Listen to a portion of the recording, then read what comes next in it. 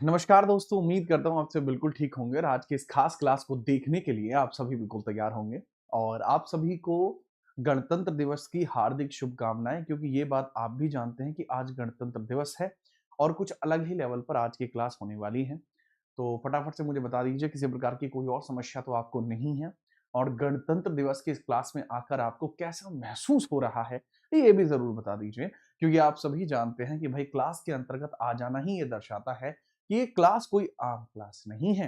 तो फटाफट से बता दो, कोई और दिक्कत, समस्या तो परेशानी तो नहीं चल रही है? हैं? खुल के खेल रहे हो? फटाफट बताओ, ठीक है? गणतंत्र दिवस था, मैंने सोचा कि भाई क्या आज की क्लास ली जाए, क्योंकि आज तो भैया पब्लिक हॉलिडे है, हर कोई बंदा छुट्टी मनाना चाहता है। तो फिर मैंने लगा कि भाई क्या ही होगा छुट्टी मना के, अगर मैं एक दिन आपको पढ़ा दूंगा एक्स्ट्रा तो वो चीज़ ज़्यादा अच्छी रहेगी। इसलिए मैंने टाइम भी पहले रख लिया। आपकी जो सीरीज है विजयी भव सीरीज, तो विजयी भव सीरीज में आज मॉडर्न हिस्ट्री को भी कंप्लीट करना था मुझे। तो मॉडर्न हिस्ट्री को भी कंप्लीट करने के हिसाब से ही इस क्लास के अंतर्गत में आया हूं और आपको मॉडर्न हिस्ट्री को कंप्लीट करके पूरी तरीके से यहां पर मैं जाऊंगा। जब मॉडर्न हिस्ट्री आपकी कंप्लीट होगी तो यानी भारतीय राष्ट्रीय आंदोलन से वो कंप्लीट होती है, इसी वजह से क्लास आपके सामने आपको देखने को मिल रही है ना? तो आप सभी को सबसे पहले रिपब्लिक दिवस की हार्दिक शुभकामनाएं। ठीक है, हैप्पी रिपब्लिक डे आप सभी को। और चलिए, जिस जिस बच्चे को गुलदाना या लड्डू नहीं मिला है उनको गुलदाना और लड्डू मैं बंटवा दूंगा, आप निश्चिंत रहिए। ठीक है, पहले बता दीजिए ऑडियो वीडियो क्लियर है? ठीक है, चलिए सर थियरी भी करवा दीजिए। थियरी आपकी आएगी, थियरी आने में हल्का सा समय लगेगा पर थियरी आएगी और ऐसी थियरी आएगी कि आपको दोबारा कभी समस्या ही ना पड़े। ठीक है, चलिए ठीक है, आगे हम बात करते हैं, कुछ पॉइंटर्स को देखते हैं किस तरीके से पॉइंटर्स आपके हैं। थोड़ा सा मैं डिस्कस कर लेता हूं कि हमारी जो सीरीज है वो कैसी है। देखो, हमें एक प्लेलिस्ट देखने को मिलती है आप लोगों के खुद के यूट्यूब चैनल जीताना जीएस पर। सीरीज का नाम है विजयी भव सीरीज। विजयी भव सीरीज के अंदर पहले मैंने आपको पॉलिटी कवर कराई, पॉलिटी को पूरा कवर कराने के बाद देन मैंने आपको एंशिएंट हिस्ट्री कवर कराई। एंशिएंट हिस्ट्री पूरी कवर करा दी थी, हाँ जी। एंशिएंट हिस्ट्री कवर कराने के बाद मैंने मिडाइवल पूरी कराई।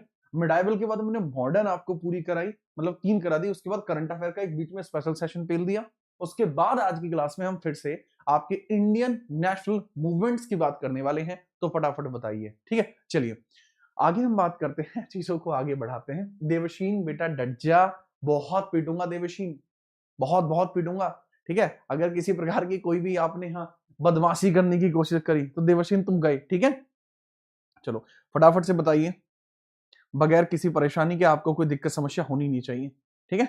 कोई भी समस्या आपको नहीं होनी चाहिए। तगड़े तरीके से मुझे बता दीजिए। तैयार हैं आप सब? ओके भाई, स्टार्ट करते हैं। हाँ, यूपी जीके की थियरी भी आएगी। अब सब चीज आनी शुरू हो जाएंगी। आगे आने वाले 20 दिनों में भौकाल इधर से उधर हो जाएगा। ठीक है, चलिए। तो ये लीजिए जी, ये आपके सामने है सवाल।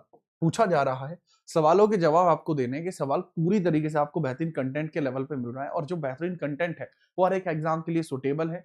मतलब यूपी एसआई के लिए भी सुटेबल है, यूपी कांस्टेबल के लिए भी सुटेबल है।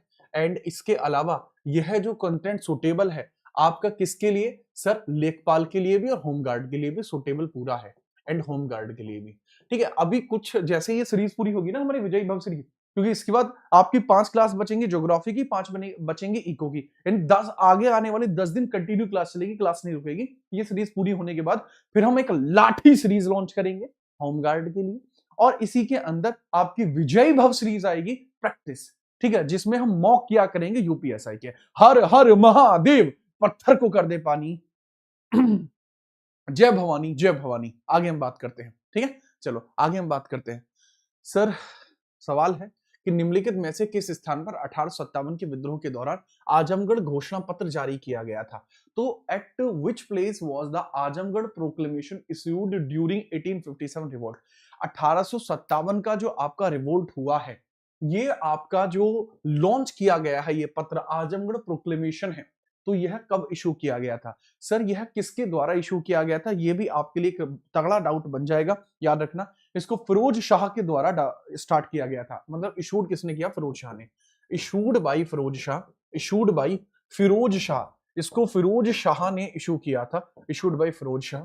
किसके लिए किया था? टू बहादुर शाह। इसने बहादुर शाह के लिए इसको इशू कर दिया है, बहादुर शाह के लिए इसको इशू कर दिया गया है। बहादुर शाह के लिए इसको इशू कर दिया। बहादुर शाह कौन है? मुगल बादशाह।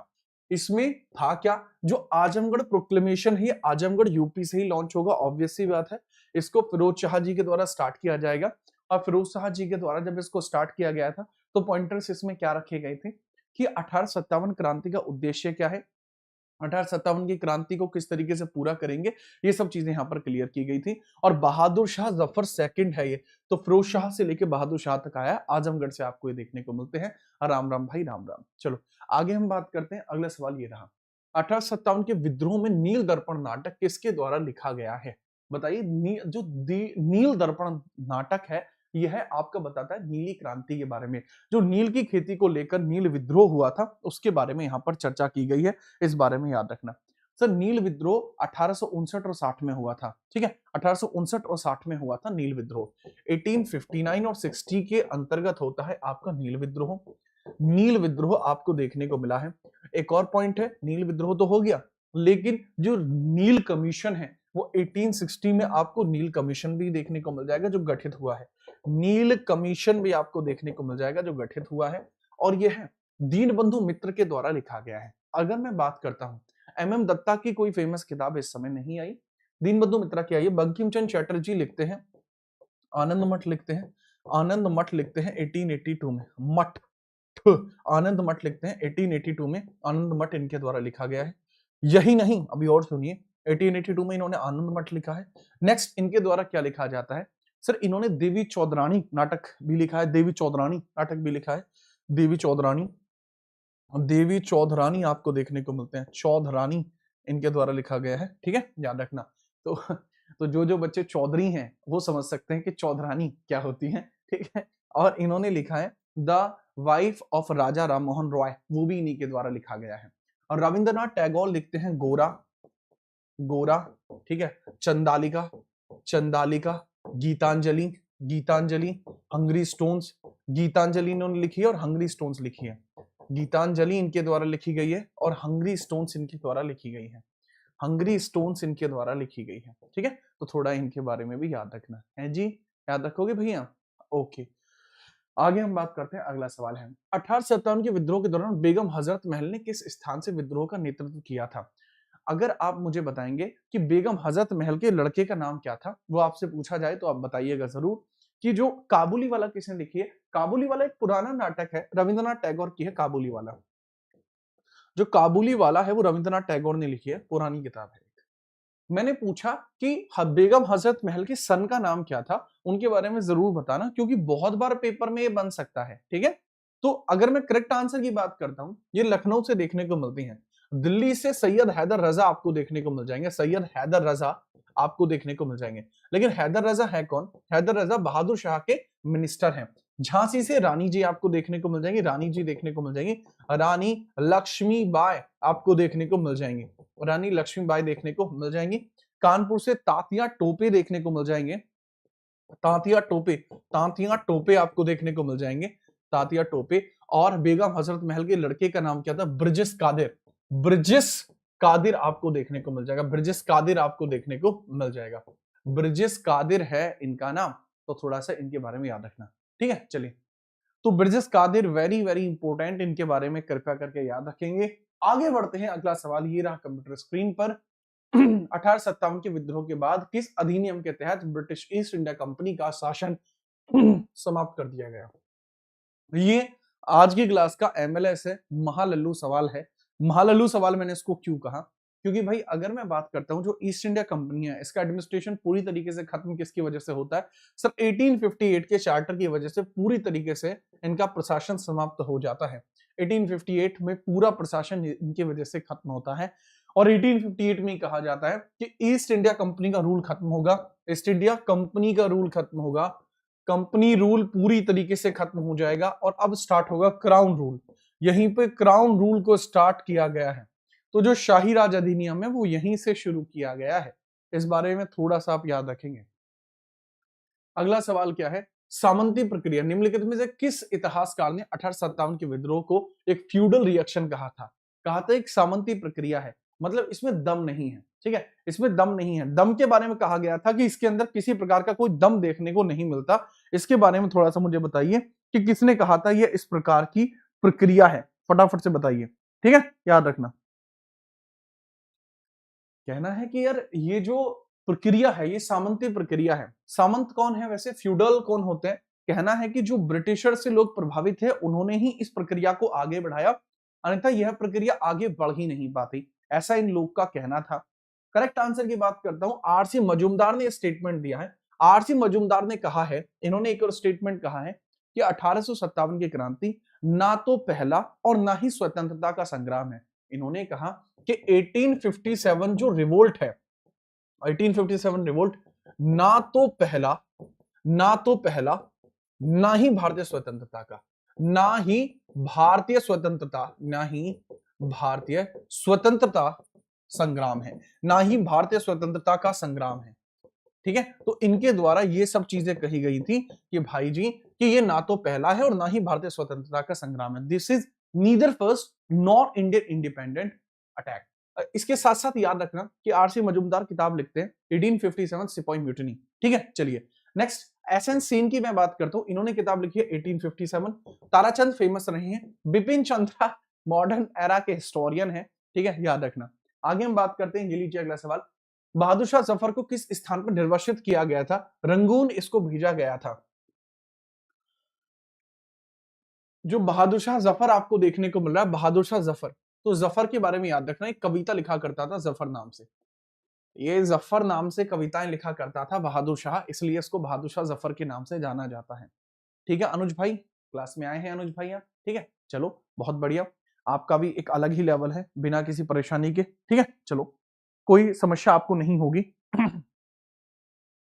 29 मार्च 29 मार्च का वो समय था, 29 मार्च 1858 को इनको भेज दिया गया था। 29 मार्च 1858 को, 29 मार्च को 1858 में इनको भेज दिया था रंगून।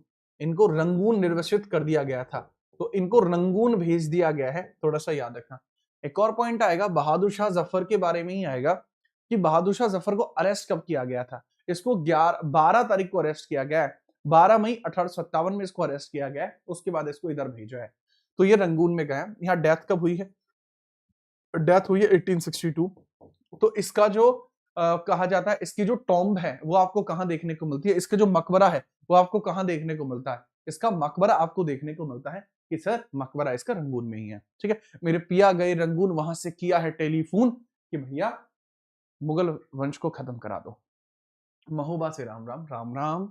1857 के विरोध में मौलवी अहमदुल्ला शाह किस क्षेत्र से आपको देखने को मिलते हैं? अहमदुल्ला शाह कहां से आपको देखने को मिलते हैं?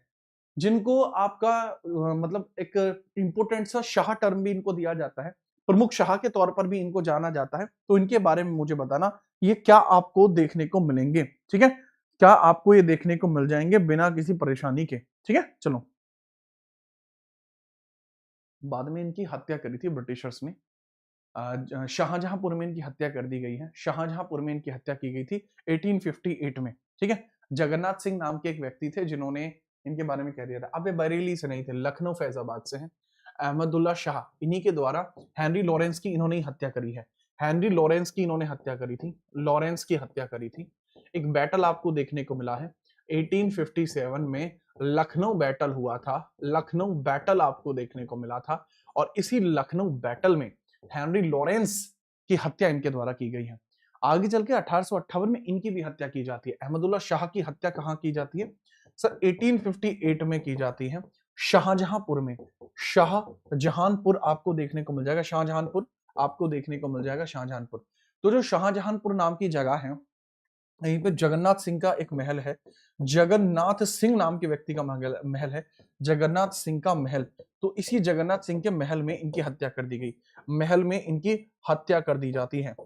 इसी जगन्नाथ सिंह के महल में हत्या कर दी जाती है। लखनऊ फैजाबाद से लेट करते हैं। ठीक है, मेरठ से कौन है? कदम सिंह है। कदम सिंह नाम के पर्सन मेरठ से हैं। ठीक है, अपने खास जानकार हैं। ओके, याद रखना। आगे हम बात करते हैं। Okay, Khan Bahadur Khan is from Bareilly. अगला सवाल है, निम्नलिखित विद्रोह में बिठूर किसका मुख्यालय है? बिठूर हेडक्वार्टर थे। ये किस पर्सन के हेडक्वार्टर आपको बिठूर देखने को मिले हैं? सचिन मौर्य, फटाफट बताइए बिठूर किसके आपके हेडक्वार्टर आपको देखने को मिल जाएंगे? ठीक है, चलिए। हुआ क्या है मैं बताता हूं। जो बाजीराव टू हैं, उनके अडॉप्टेड सन कौन है? सर बाजीराव टू के अडॉप्टेड सन है नाना साहिब। तो नाना साहिब जो हैं अडॉप्टेड सन है बाजीराव टू के। ये कौन है? अडॉप्टेड सन है, अडॉप्टेड सन है, adopted son of Bajirao two. तो बाजीराव टू के ये अडॉप्टेड सन है। तो डॉक्ट्रिन ऑफ लिप्स, हड़प की नीति के तहत इनका पूरा साम्राज्य इनसे हड़प लिया गया, पूरा साम्राज्य इनसे हड़प लिया गया। तो जो पेशवाहत इन्हें चाहिए थी वो पेशवाहत इनको कभी नहीं मिल पाई। इन्होंने ब्रिटिशर्स को खूब पत्र लिखे, ब्रिटिशर्स को खूब कहा कि मुझे पेशवाहत मेरी वापस दे दो, पर इनकी पेशवाहत इनको वापस नहीं दी गई। तो बाद में इन्होंने बिठूर में अपने हेडक्वार्टर को स्टैब्लिश किया था। बहरहाल बाद में ये नेपाल भी भाग गए थे, लेकिन इनको नेपाल में जाकर भी पकड़ा गया, नेपाल में भी जाकर इनको पकड़ा गया और बाद में चलकर इनकी हत्या भी कर दी जाती है। ठीक है, याद रखना। लेकिन हत्या हुई है नहीं हुई है, इनकी डेड बॉडी कभी नहीं मिल पाई। नेपाल चले गए थे, इतना ही पता लग पाता है। बस इतना याद रखना कि नाना साहिब ही नेपाल चले गए थे। 1857 विद्रोह में नेपाल भाग गए थे, 1857 में नेपाल चले गए थे, नेपाल चले गए थे, चले गए थे। ठीक है, तो कभी यह पता नहीं लग पाया कि वहां इनकी हत्या हुई है नहीं हुई है। ठीक है, ये काफी इंटरेस्टिंग बात है। तो पूछा है मंगल पांडे जी ने रिवॉल्ट कब स्टार्ट किया था? ये सवाल इतना जरूरी है जिसका कोई जवाब नहीं। लोगों को लगता है कई बार कि डेट जरूरी नहीं है, डेट जरूरी नहीं है, लेकिन मैं आपको बता दूं जरूरी है भाई साहब, बहुत जरूरी है। तो बच्चे मुझे ये बताइए, अब जितने बच्चे ऐसे हैं जो मुझसे पढ़े हैं, मैंने तो इस पे एक एक पॉइंट को बड़े अच्छे से बताया है। तारीखों की तो क्या है, ऐसी ऐसी बातें मैंने आपको बताई हैं जो आप खुद इतिहास को जीवित तरीके से जान पाओगे। उसी में आपको ये देखने को मिले हैं। तो भैया इसी के अंतर्गत थोड़ी सी चीजें हम करना चाह रहे थे, तो इस बारे में आप थोड़ा जरूर बताइएगा कि लेवल किस प्रकार से रहा है। पूछा है on which date Mangal Pandey start the revolt during 1857। जो 1857 की क्रांति है इसके बारे में पूछा जा रहा है आपसे, तो थोड़ा बताइएगा जरूर कि क्या मैटर रहा है। सिर्फ अगर मैं बताता हूं 29 मार्च 1857 वो दिवस आपको देखने को मिलता है, 29 मार्च 1857 वो दिन आपको देखने को मिलता है जब मंगल पांडे जी के द्वारा रिवोल्ट शुरू किया जाता है। यहीं पर ये जनरल बॉग की और हियसी की हत्या कर देते हैं। ठीक है, जनरल बॉग इन्होंने मार दिया, जनरल बॉग की हत्या इनके द्वारा की गई, बॉग इन्होंने मार दिया, हियसी इनके द्वारा मार दिया गया, हियसी की भी हत्या कर दी गई और उसकी वजह से ही मंगल पांडे को 8 अप्रैल 1857 में फांसी दे दी गई थी। इसी बात से 1857 की क्रांति मई के महीने में 4th बटालियन में पहुंच जाती है। इन्होंने किस ईयर में आर्मी ज्वाइन करी थी? ठीक है, आर्मी इन्होंने कब ज्वाइन करी थी? सर आर्मी ज्वाइन के बारे में अगर आपसे पूछा जाए कि आर्मी कब ज्वाइन करी थी, सर 1849 में आर्मी ज्वाइन करी थी। सर बलिया के रहने वाले हैं, बलिया के रहने वाले हैं, बलिया के। ठीक है, बागी बलिया के रहने वाले हैं। मंगल पांडे 34th बटालियन में आपको देखने को मिले हैं। जय जवान जय किसान। आगे बढ़िए, लिखिए कि 1857 के विद्रोह में रानी लक्ष्मीबाई की मृत्यु किस युद्ध में हुई थी? ठीक है, किस बैटल में इनकी हत्या होती है? 18 जून 1857 में इनकी हत्या हो जाती है। तो पूछा जा रहा है वो बैटल आपको कौन सा देखने को मिला है जहां पर इनकी मृत्यु हो जाती है। ठीक है, फटाफट इनके बारे में बताएंगे, कोई समस्या नहीं होनी चाहिए। सर अगर मैं आपको बताऊं, general huge Ross, general huge Ross इनके पीछे भाग रहा है। ठीक है, जनरल ह्यूज रॉस इनके पीछे भाग रहा है। एक बच्चा है आकाश यादव, कमेंट करना है कि दल बदल सर जी आपको मेरा प्रणाम। ठीक है भैया, अगर आप दल बदल कहना चाहते हो दल बदल कह लीजिए। ठीक है, पर मुझे ऐसा लगता है कि जितना मैं वहां पढ़ा पा रहा था यहाँ उससे ज्यादा आप लोगों को पढ़ा पा रहा हूँ। यूट्यूब का कंसिस्टेंसी फ्लो भी आपको बता देगा कि हाँ मैं थोड़ा खुल के खेल पा रहा हूँ। लेकिन क्या होता है कि कई बार छात्रों के मस्तिष्क के आगे अंधकार की एक पट्टी होती है जो किसी भी कारण से हो सकती है। उसको हटा पाना ना तो तुम्हारे खुद के बस की बात है, ना ही किसी अन्य व्यक्ति के बस की बात है। एक दिन समय का पहिया घूमेगा, आप खुद चोट खाएंगे, फिर आपको समझ में आएगा सच्चाई में और झूठ में अंतर क्या होता है। अभी तो मैं फिर भी चाहूंगा कि आप बहुत अच्छे प्रकार से अपने सिलेक्शन को पक्का करें, क्योंकि मुझे शब्द कहने से आपका जीवन नहीं चलने वाला। खुल के खेलो। सवाल को देखते हैं। ग्वालियर का बैटल चल रहा था, जनरल ह्यूज रॉस इनके पीछे था। General huge Ross, general huge Ross, huge Ross इनके पीछे था। बैटल चल रहा है रानी लक्ष्मीबाई से, 18 जून की बात है 1857 की। वहीं पर इनका घोड़ा गिर जाता है, गंभीर रूप से घायल हो जाती हैं। कहा जाता है कि ग्वालियर के जो राजा थे उन्होंने रानी लक्ष्मीबाई जी का साथ देने की बजाय उनको ब्रिटिशर्स को बता दिया था कि रानी लक्ष्मीबाई यहाँ पर है, जिस वजह से मारी गई। तो करेक्ट आंसर है बैटल ऑफ ग्वालियर आपको देखने को मिलता है। The correct answer is battle of Gwalior आपको देखने को मिलता है, जो रानी लक्ष्मीबाई जी का अंतिम बैटल बनता है। इस बारे में थोड़ी सी बातें आपको याद रखनी होंगी, जैसे कि अगर मैं सेम पॉइंटर के बारे में बताता हूँ, रानी लक्ष्मीबाई जी के बारे में बताता हूँ, तो इनका एक अलग दबदबा रहा है। ठीक है। जैसे कि जो जनरल ह्यूज रॉज है, ये एकमात्र ऐसा अंग्रेज है जिन्होंने रानी लक्ष्मीबाई को देखा है। तो ये अपनी बायोग्राफी में लिखता है कि भारत के अंदर अगर मैंने सबसे प्रभावशाली महिला किसी को देखा तो वो रानी लक्ष्मीबाई को देखा। एक ऐसी महिला जिनकी हाइट तो थोड़ी कम है, लेकिन उनका गठीला शरीर है, इनकी आवाज मानो ऐसी जैसे अगर कोई किसी साधारण व्यक्ति को सुना दे तो वो डर जाए। इनकी आवाज में वो अथॉरिटी है जो बताती है कि हाँ, ये रानी है। तो इतनी बातें इनके बारे में कही जाती हैं जनरल ह्यूज रॉज के द्वारा। आगे हम बात करते, लीजिए, निम्नलिखित में से कौन सा कथन कुंवर सिंह के बारे में सत्य नहीं है? वे बिहार के जगदीशपुर के जमींदार हैं, ये स्टेटमेंट सही है। 1857 में 80 वर्ष की आयु में विद्रोह का नेतृत्व किया था। उनकी मृत्यु आरा में ब्रिटिश सेना से लड़ते हुए हुई। वे अवध में भी लड़े थे। तो कौन सा ऐसा पॉइंटर है जो इनके बारे में गलत साबित होता है? किसके बारे में सर? कुंवर सिंह जी के बारे में कौन सा गलत आपको देखने को मिल जाएगा? ठीक है, चलिए। एक इनके बारे में इतनी तगड़ी कहानी कही जाती है जो शायद आपने आज से पहले ना सुनी हो, पर मेरी क्लास के अंतर्गत आप आते हैं, ठीक है, तो बताते हैं। आप ऐसे ही थोड़ी हम सरपंच साहब कहलाते हैं, नाम कमाया है, ठीक है। चलिए, तो अगर हम बात करते, एक सवाल है कि उनकी जो मृत्यु है सेना से लड़ते हुए हो गई थी, बिल्कुल भी नहीं, ये स्टेटमेंट गलत है। 80 साल का एक बुजुर्ग आदमी, तुम ये देखो इनमें कितना साहस रहा होगा। ब्रिटिशर्स ने, गंगा नदी के किनारे ये थे, ब्रिटिशर्स ने गोली मारी, गोली लगी हाथ पे। तो एक बुढ़ा आदमी 80 साल का जो है, हाथ में गोली लगने के बाद वो क्या करेगा? गंगा नदी के किनारे खड़े हैं, गिर जाएगा ताकि लोग उठा के ले जाए। जिगरा देखना आप इनका, बिहार से हैं ये, बड़ा अच्छा लगा मुझे इन्होंने किया। इन्होंने अपना हाथ काटा और गंगा में सिला दिया, मतलब गंगा को दान कर दिया कि हाथ तो जाएगा पर मैं अंग्रेजों के हाथ तो नहीं आने वाला।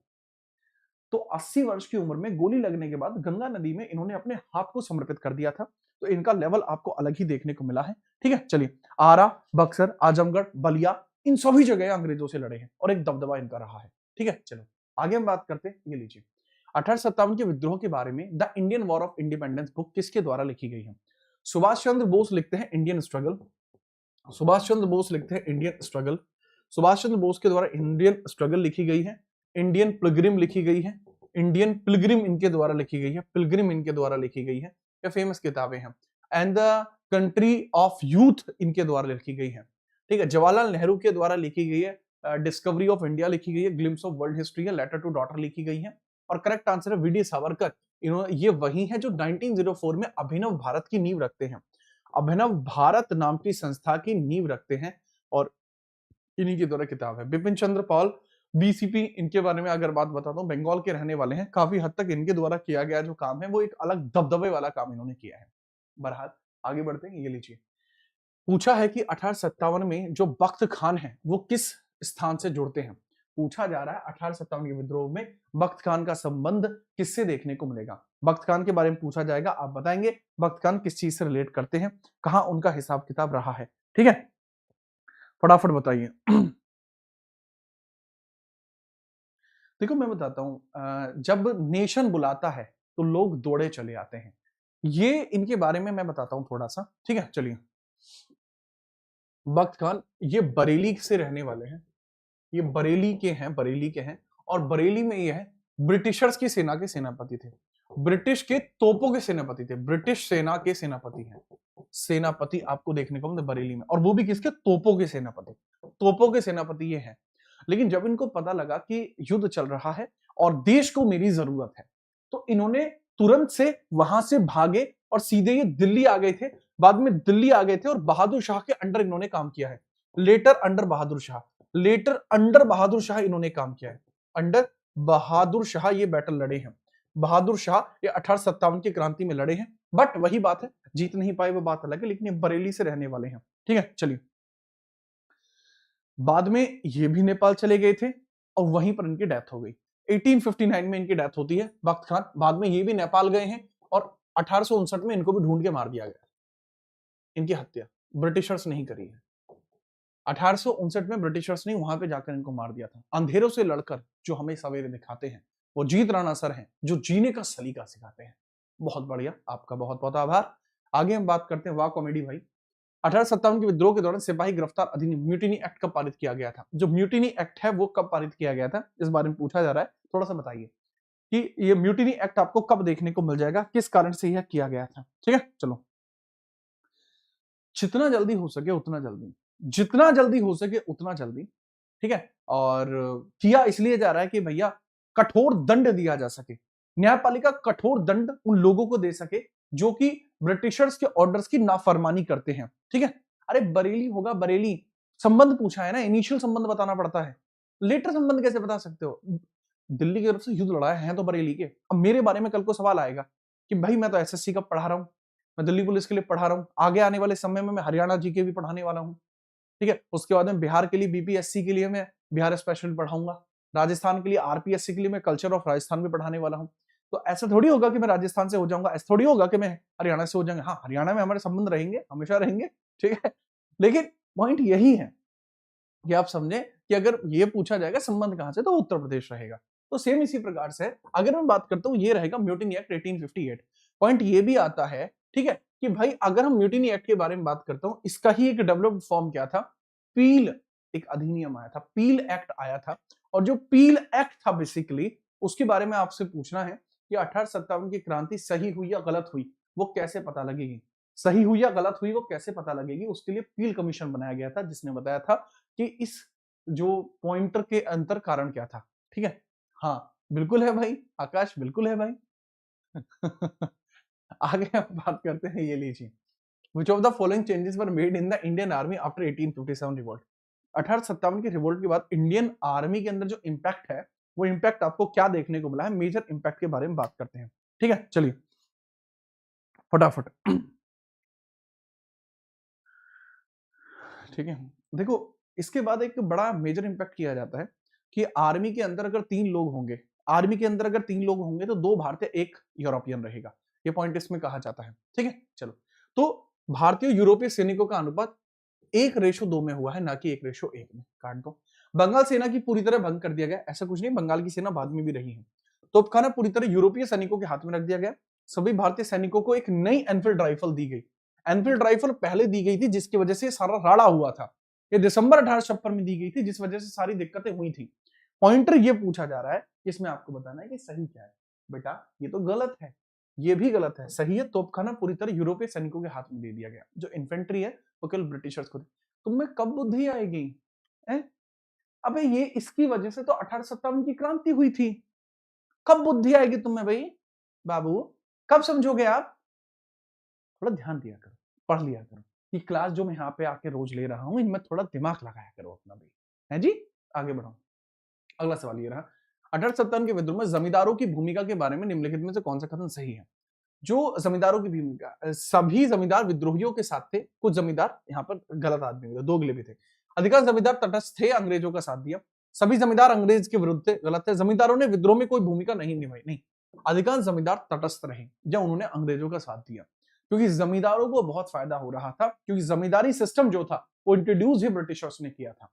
अगर मैं यहीं पर बताने लगूं जमींदारी सिस्टम, अगर यहीं पर पढ़ाने लगता हूं जमींदारी सिस्टम, मैं यहीं पर पढ़ाऊं आपको जमींदारी सिस्टम, तो जो जमींदारी सिस्टम आपको देखने को मिलता है कि भैया जमींदारी कैसे चल रही है, लोगों की जमींदारी कैसी चल रही है, वही जमींदारी सिस्टम बताऊंगा। तो जमींदारी सिस्टम में ही हमें पता लगता है, जो जमींदारी सिस्टम है, जमींदारी प्रथा है, इसी में मैं आपको बताऊंगा जमींदारी प्रथा के अंदर मामला क्या था। सर यह स्टार्ट की जाती है जमींदारी सिस्टम 1792 में, 1792 में जमींदारी सिस्टम स्टार्ट किया गया है, और इसको बाद में 1793 में परमानेंट सेटलमेंट कर दिया था। ये कॉर्नवालिस ने स्टार्ट किया था, जॉन शोर वो पर्सन था जिसने उसको आइडिया दिया था। ठीक है, आगे बढ़िए, अगला सवाल। 1857 के विद्रोह के दौरान सती चोरा घाट की घटना किस शहर में हुई है? सती चौरा घाट की घटना, चोरा चोरी की तो सबको पता है, लेकिन सता चोरी के बारे में थोड़ा सा बताइए, ये घटना आपको कहां देखने को मिल जाएगी? ठीक है, कहां देखने को मिल जाएगी इसके बारे में बताना। ठीक है, चलो फटाफट बताओ, सती चोरी घटना।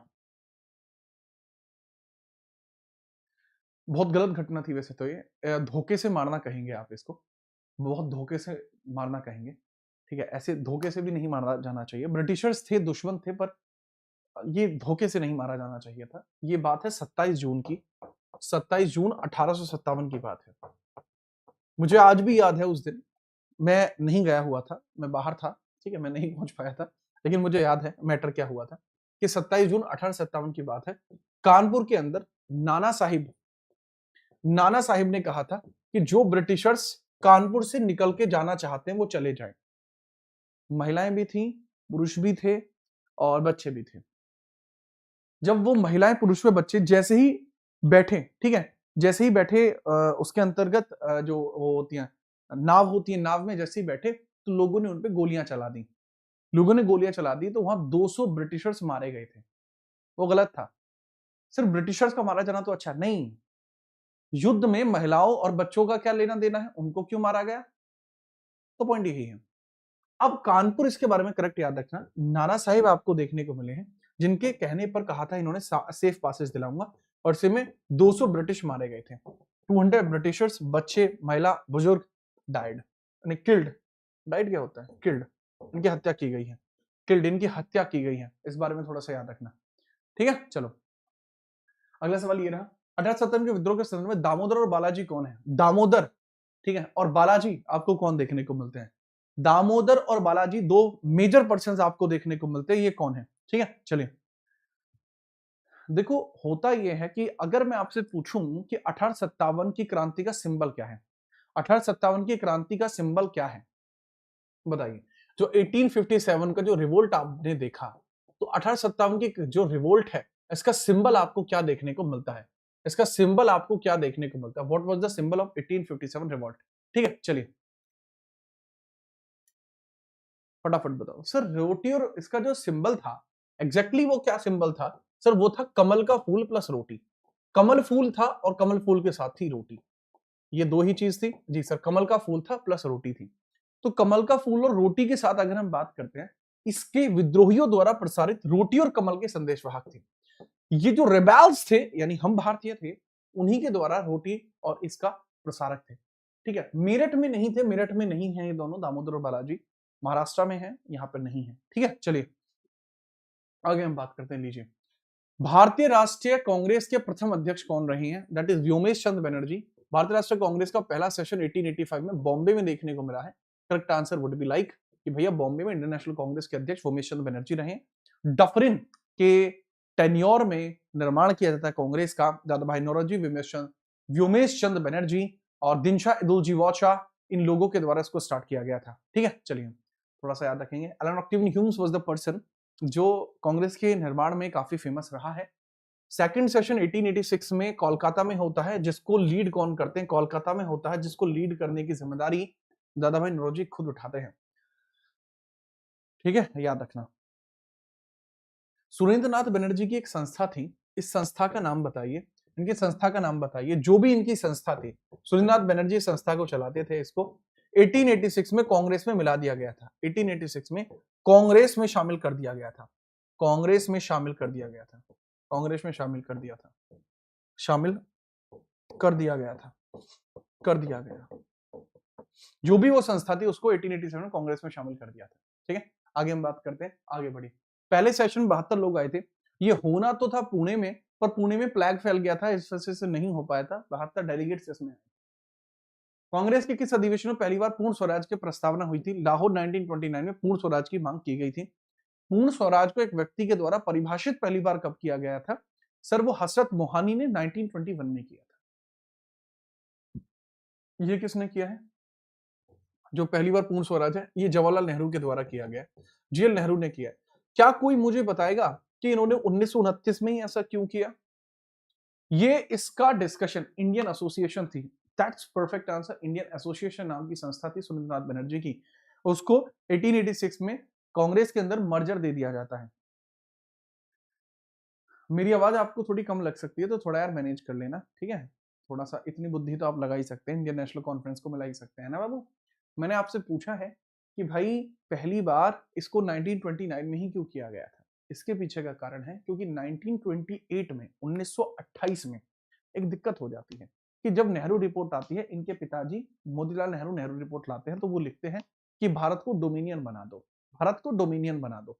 लेकिन तब यह क्लियर होता है कि डोमिनियन बनाने की जरूरत नहीं है, हमें डोमिनियन नहीं चाहिए, हमें पूर्ण स्वराज चाहिए। ये आपको यहां देखने को मिलता है। अगला सवाल है 21वें नंबर का, ड्रेन थ्योरी धन निष्कासन सिद्धांत किसका है? दादा भाई नौरोजी का है, थ्योरी ऑफ ड्रेन। भारत से पैसा निकालकर सारा का सारा पैसा ब्रिटेन भेजा जा रहा है। भारत से पैसा निकालकर पैसा ब्रिटेन भेजा जा रहा है, जो गलत है, ऐसा नहीं होना चाहिए। इसके बारे में चर्चा की जाती है। किताब आपने देखी होगी, British and poverty and un British rule in India. किताब का नाम आप सभी जानते हैं, poverty and un British rule in India. Un British rule in India आपको देखने को मिलता है, un British rule in India आपको देखने को मिला है, un British rule in India. ठीक है, याद रखना। दादा भाई नौरोजी के द्वारा किताब लिखी गई थी, 1901 में किताब लिखी गई थी, इसी के अंतर्गत यह चर्चा की गई है।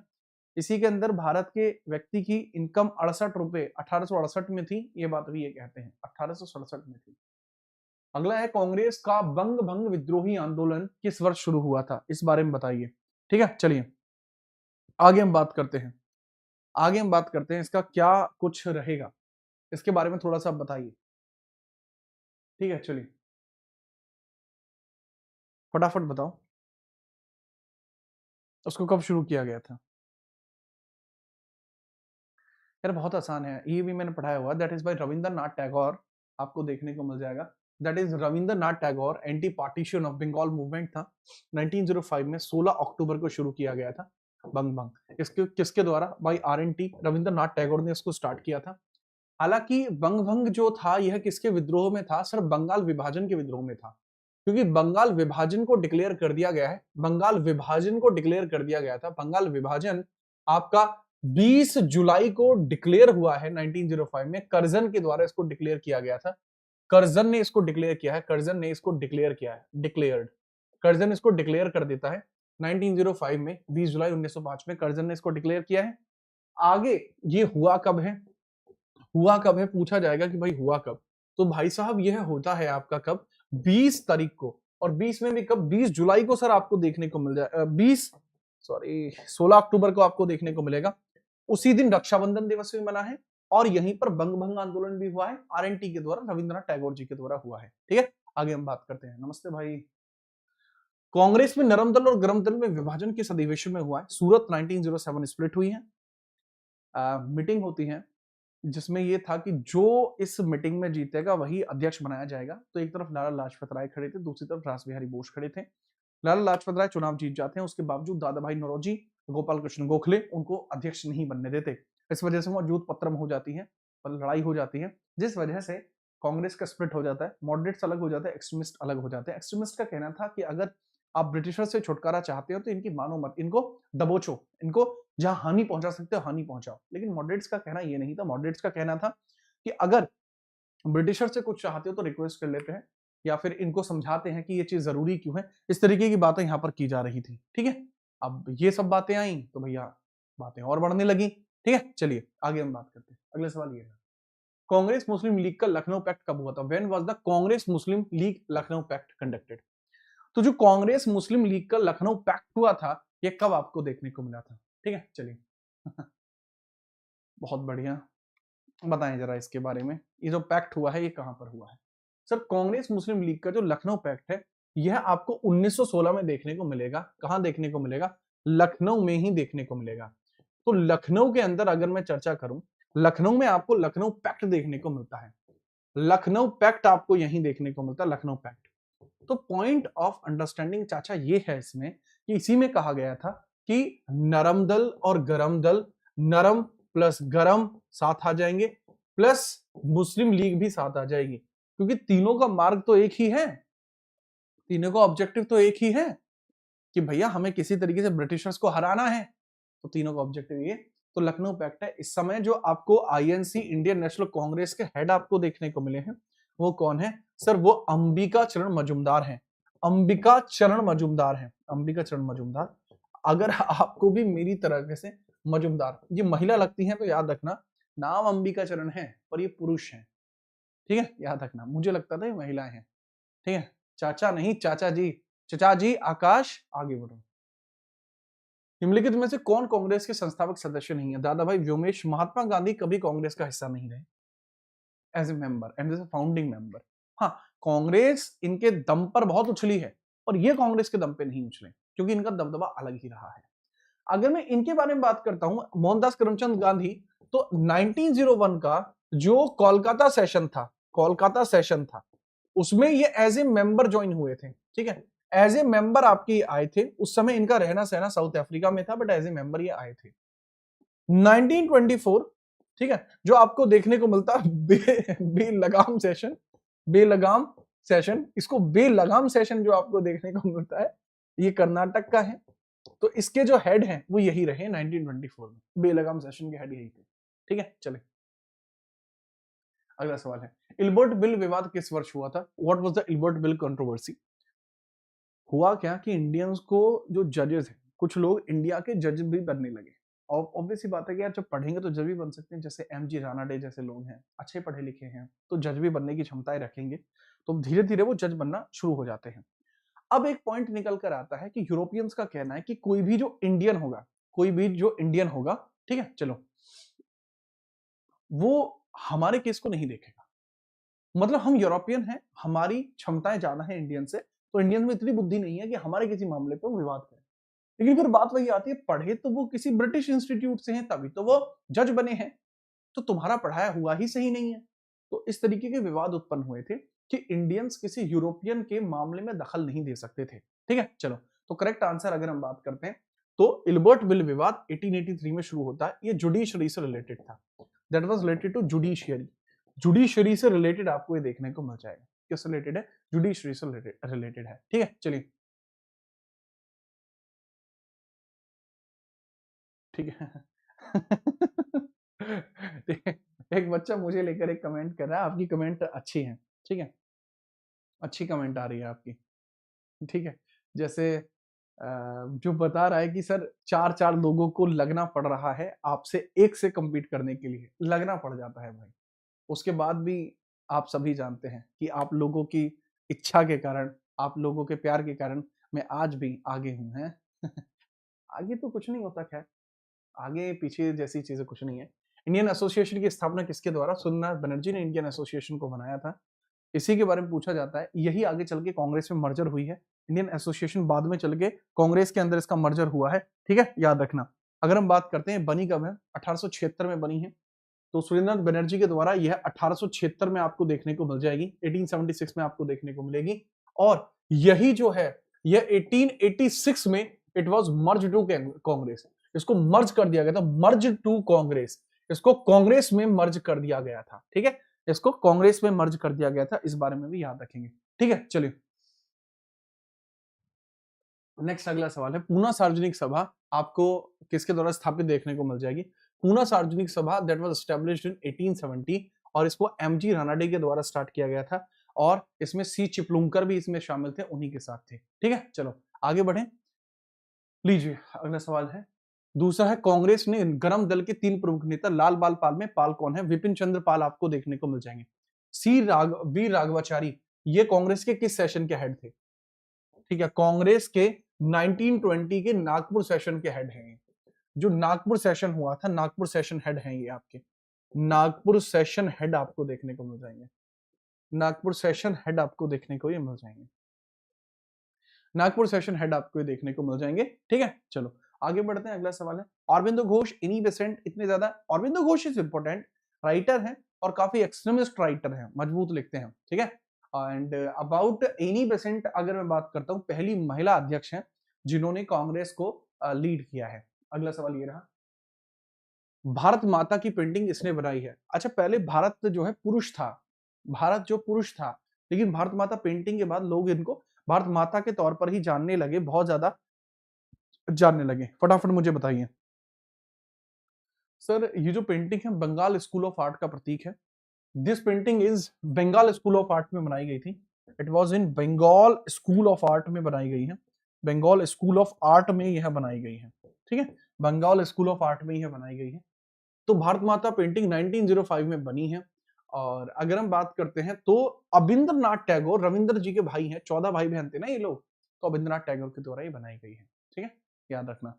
तो that is quite understanding. Nandlal Bose कौन है? डिजाइनर ऑफ कॉन्स्टिट्यूशन है, इनका भी हिसाब किताब अलग है, ये भी सेम ही जगह से हैं, डिजाइनर ऑफ कॉन्स्टिट्यूशन है। इन्होंने भी डिजाइनर किया है, हमारे कॉन्स्टिट्यूशन को डिजाइन किया है। इनके साथ 12 लोग और थे जो मिलकर संविधान को डिजाइन कर रहे थे। ठीक है, विश्रांत भाई कैसे हैं आप? ठीक है, आगे बढ़िए, अगला सवाल है। वंदे मातरम गीत किस उपन्यास से लिया गया है? वंदे मातरम 1882 में ही बनी है यहीं से लिया गया है। ठीक है, चलो। कपाल कुंडा, देवी चौधरी, दुर्गेश नंदिनी, सारी की सारी लिखी किसने है? बंकिम चंद्र चट्टोपाध्याय ने। बट इसमें से ही है जो टर्म है वो लिया गया है। राम राम भाई, राम राम। कांग्रेस के किस नेता ने गीता रहस्य लिखी है? गीता रहस्य किताब को जेल में बैठकर लिखा गया है। ठीक है, written when in jail, written when in jail, written when in jail, जब ये जेल में थे उस समय इसको लिखा गया है। Written when in jail, jail में होने के दौरान इसको लिखा गया है। ठीक है, तो इसके बारे में थोड़ा सा समझिएगा। तो ये बाल गंगाधर तिलक ने लिखी है, लाला लाजपत राय ने लिखी है, विपिन चंद्र पाल ने लिखी है, अरविंदो घोष के द्वारा लिखी गई है। देखो, जो गीता रहस्य पुस्तक हमें देखने को मिलती है, इस किताब के बारे में याद रखना कि बाल गंगाधर तिलक ने लिखी है और यह जेल में लिखी गई है, मांडले जेल में लिखी गई है, मांडले जेल में लिखी गई है। एक किताब और है discovery of India by Nehru, वो भी जेल में लिखी गई है। ठीक है, अगला सवाल ये रहा आपके समक्ष है। स्वराज मेरा जन्मसिद्ध अधिकार है, मैं इसको लेके रहूंगा, दैट इज बाल गंगाधर तिलक। इनको भारतीय अशांति का जनक भी कहा है वैलेंटाइन शिरोल के द्वारा। इनको भारतीय अशांति का जनक भी कहा गया है, भारतीय अशांति का जनक भी इन्हीं को कहा गया है। और ये किसके द्वारा कहा गया है? बाय वैलेंटाइन शेरोल, वैलेंटाइन शेरोल के द्वारा कहा गया है, शेरोल के द्वारा कहा गया है। ठीक है, याद रखिएगा, वैलेंटाइन शेरोल के द्वारा कहा गया है। ठीक है, आगे हम बात करते हैं। अगला सवाल ये रहा, सर्वेंट ऑफ इंडिया सोसाइटी की स्थापना किसके द्वारा की गई है? सर्वेंट ऑफ इंडिया सोसाइटी की स्थापना किसके द्वारा की गई है? गोपाल कृष्ण गोखले, महादेव गोविंद रानडे, फिरोज शाह मेहता, दादा भाई नौरोजी। ये दोनों के दोनों तो आपको पूना सार्वजनिक सभा में देखने को मिल जाएंगे, पूना सभा आपको देखने को मिल जाएगी 1870 वाली। अगर मैं बात करता हूँ सर्वेंट सोसाइटी ऑफ इंडिया 1905 में आती है, गोपाल कृष्ण गोखले इसको स्टार्ट करते हैं। दैट वाज स्टार्टेड बाय जी गोपाल कृष्ण गोखले। ठीक है, याद रखना। अच्छा, एक बात बताइए कि थोड़ा सा आप क्लास को लाइक कर दीजिए। मैं यार एक नई चीज शुरू करना चाह रहा था, मेरी दिली ख्वाहिश थी कि मैं आप लोगों के लिए इस चीज को शुरू करूं। कई बार पता है क्या होता है कि मुझे कई बार लगता है कि मैं आप लोगों के लिए और भी एफर्ट्स करूं, लेकिन उसमें क्या आप लोग समर्थन क्यों नहीं करते? मुझे आज तक समझ में नहीं आया कि आखिरकार ऐसी क्या आपकी मेंटेलिटी क्या रहती है कि आप लोग समर्थन नहीं करते। जैसे कि एग्जांपल के लिए मैं बताता हूं, ये मुझे बताना ही पड़ेगा क्योंकि इसी वजह से मैं मतलब इसके ऊपर चर्चा करना चाहता ही हूं। यहां पर अगर आप देखेंगे, ये एक चैनल खुला हुआ है, ये आप ही लोगों के लिए क्रिएट किया गया चैनल था। तो इसमें 1700 लोग हैं, दैट इज यूपी पुलिस जीतना चाहिए। तो मैंने बोला था कि इसमें केवल वही लोग ज्वाइन हो जो वास्तविकता में यूपी के लिए, यूपी पुलिस में 2026 में ज्वाइन होना चाहते हैं। इसके अतिरिक्त कोई भी व्यक्ति इसमें ज्वाइन ही ना हो। ये बात मैंने बहुत क्लियर कही थी कि मुझे फॉलोवर नहीं चाहिए। I do not need followers, I need the person who are willing to study. मुझे वो लोग चाहिए जो वाकई में पढ़ना चाहते हैं। तो यहां पे मैंने बोल दिया था कि भाई वही ज्वाइन हो। तो यहाँ 1700 लोग ज्वाइन हो गए। उसके बावजूद भी जो व्यूवर्स हैं वो 389 लोगों ने देखा है, 427 लोगों ने देखा है। इसके पीछे का कारण क्या है? दोबारा बता रहा हूँ कि इसमें अगर कोई ऐसा छात्र है जो बेमतलब में ही ज्वाइन हो गया तो वो हट जाए। इसमें केवल वही ज्वाइन हो जो कि वास्तविकता में चाहते हैं कि वो ज्वाइन होना, इसमें चाहते हैं इस बार रेलवे में कुछ करें। सेम इसमें भी ऐसा ही हुआ कि ज्वाइन तो हो गए 2753, लेकिन अभी क्या 556 ही इसके अंदर व्यूवर्स हैं। तो मुझे यहाँ पे एक्टिव लोग चाहिए थे जो पढ़ना चाहते हैं। ठीक है, तो थोड़ा सा ध्यान रखिएगा। और ये किए जाने के पीछे का कारण मेरा ये नहीं है, मैं आपको पहले भी कह चुका हूं कि बच्चे, फॉलोवर्स की भूख मुझे नहीं है। और ऐसा इस कारण से है क्योंकि मुझे लगता है कि मैं जितने बच्चों को पढ़ा दूं, मैं एक एक बच्चे को पढ़ा के दरोगा बना दूं, वो मेरे लिए काफी है। ठीक है, वो मेरे लिए पर्याप्त है। ठीक है, तो उसके लिए था, उसमें जरूर ज्वाइन करना। और हम एक नया चैनल लॉन्च करने जा रहे हैं, हम एक नया चैनल लॉन्च करने के लिए जा रहे हैं। एग्जाम गाइडेंस के लिए वो चैनल होगा। कल उस चैनल की लॉन्चिंग होगी। ठीक है, चलिए। एक बच्चा कह रहा है सर दिक्कत ये है, एक बच्चे ने 1000 2000 ग्रुप ज्वाइन कर रखे हैं। मैंने कहा था कि मुझसे पढ़ने वाला बच्चा अगर केवल मुझसे भी पढ़ेगा पर्याप्त है। आपको सिलेक्शन दिलाना मेरी जिम्मेदारी नहीं बची अब। आपको सिलेक्शन दिलाना, अब यहाँ पर चीजें मेरी देखने को मिल रही हैं। ठीक है, चलो। एक बच्चे का कमेंट आया था, पीछे निकल गया अब तो खैर। कि सर पहले सब्सक्राइबर तो हम थे, बिल्कुल हमेशा से।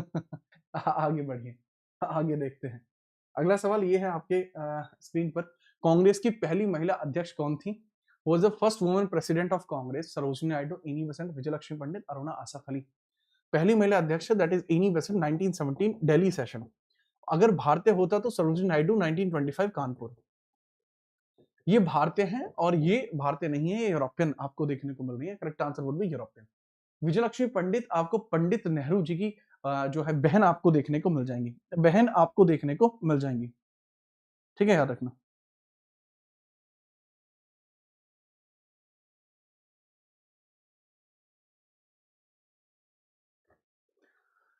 ठीक है, चलिए लो जी, अगला सवाल ये रहा। गांधी जी ने हिंद स्वराज पुस्तक कब लिखी थी? हिंद स्वराज पुस्तक जनरली इन्होंने लिखी है गुजराती भाषा में, गुजराती भाषा में इन्होंने लिखी है। इसमें बहुत तगड़ा लिखा था इन्होंने कि अंग्रेज अच्छे लोग नहीं है, ये सब फलाना ठिकाना इनके द्वारा लिखा गया था।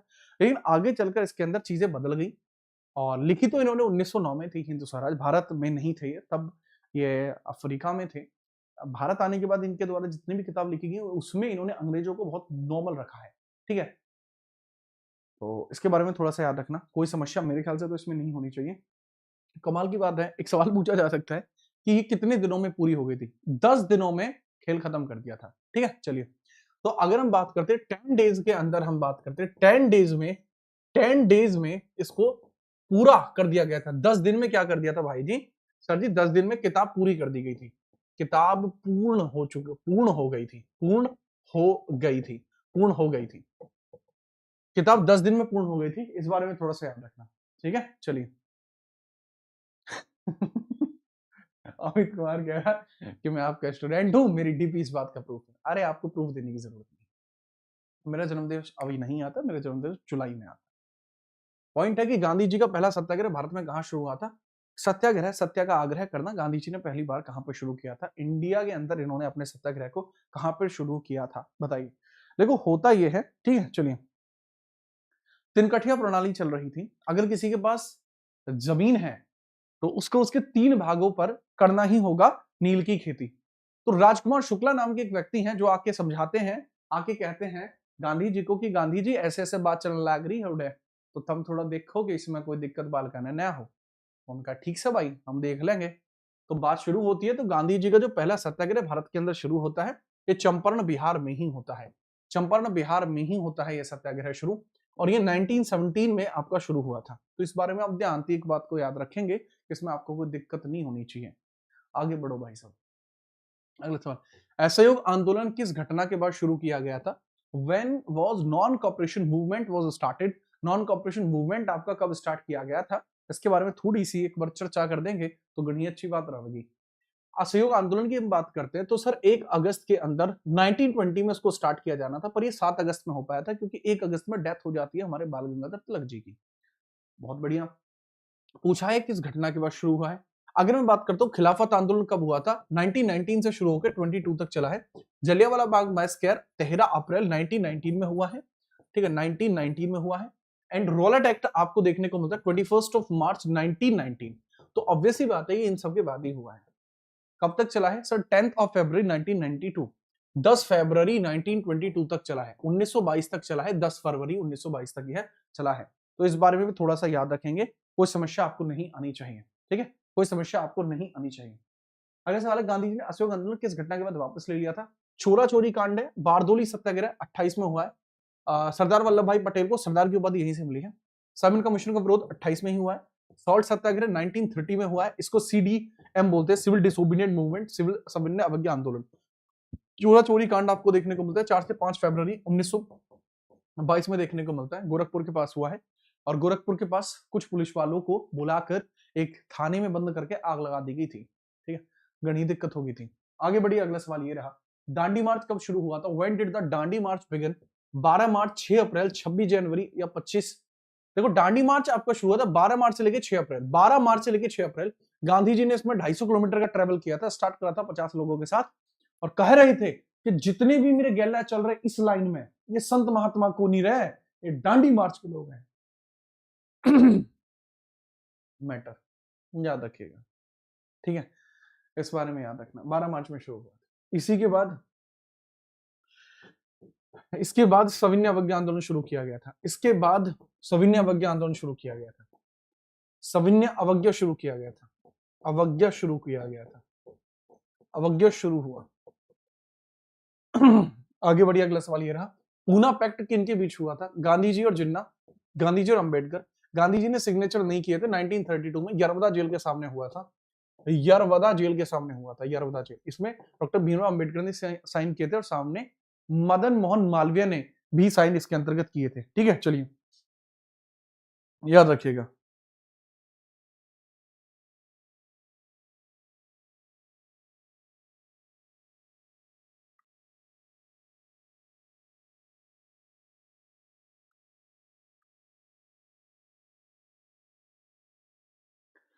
ठीक है, आगे हम बात करते हैं। लीजिए अगला सवाल हम देखते हैं। भारत छोड़ो आंदोलन का प्रस्ताव कांग्रेस के किस अधिवेशन में पारित हुआ था? भारत छोड़ो आंदोलन का जो आदेश है वो कब पारित हुआ था? यह आपको कहां का सेशन देखने को मिलता है, जिसके बाद ये सारी चीजें आपको देखने को मिली। सेशन कहां का था, हेड कौन थे? सर बॉम्बे 1942 का सेशन था। बॉम्बे 1942 का सेशन था। हेड इसके कौन है? हेड सर हेड है इसके मौलाना अबुल कलाम आजाद। मौलाना अबुल कलाम आजाद हेड है। अबुल कलाम आजाद इसमें हेड है। अबुल कलाम आजाद इसमें हेड आपको देखने को मिल जाएंगे। थोड़ा सा याद रखना, भूलना नहीं, ठीक है? भूलिएगा नहीं। अबे वर्धा में थोड़ी हुआ था 42 का, बॉम्बे में हुआ था। वर्धा में कहां से आया बे? आगे बढ़ो, अगला सवाल ये रहा। हरिजन सेवक संघ की स्थापना 1932 में हुई है, जब गांधी जी को पता लगा यरवदा जेल समझौते के बाद कि भारत के अंदर दलित वर्गों की स्थिति इतनी बुरी है, तो इन्होंने इस चीज को यहाँ पर स्टार्ट कर दिया है। ठीक है, याद रखना। अगला सवाल है, सविनय अवज्ञा आंदोलन के दौरान गांधी जी ने सम्मेलन में कहां पर भाग लिया है, इस बारे में बताइए। ठीक है, चलिए।